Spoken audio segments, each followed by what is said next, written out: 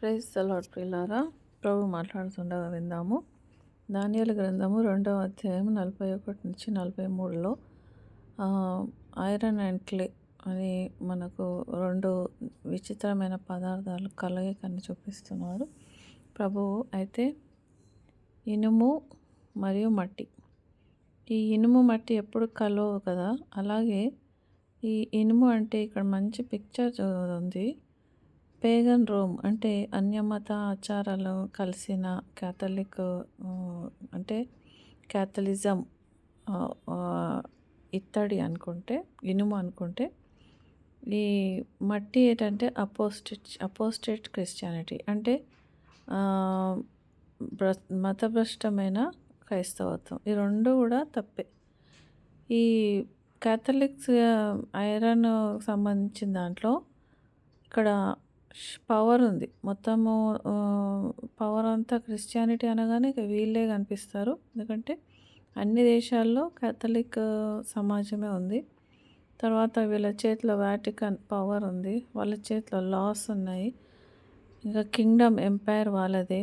ఇంకా వీళ్ళు ఎవరైతే దేవుని బిడ్డలు ఉన్నారో వాళ్ళని పర్సిక్యూషన్ అంటే చాలామందిని క్యాథలిక్ సంఘాలు చంపడం జరిగింది.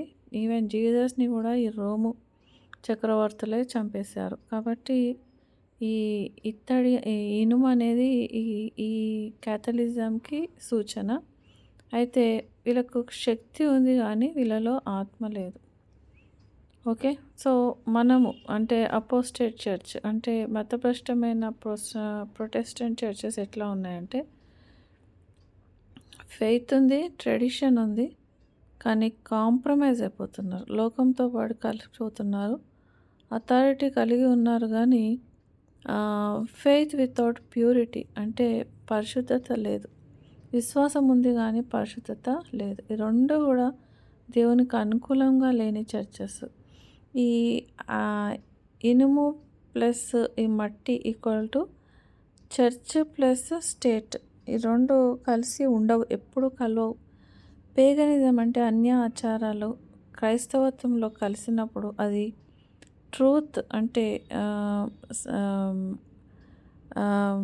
నిజాన్ని, సత్యాన్ని కరప్ట్ చేసినట్టే, అంటే సత్యాన్ని భ్రష్టు పట్టించినట్టే.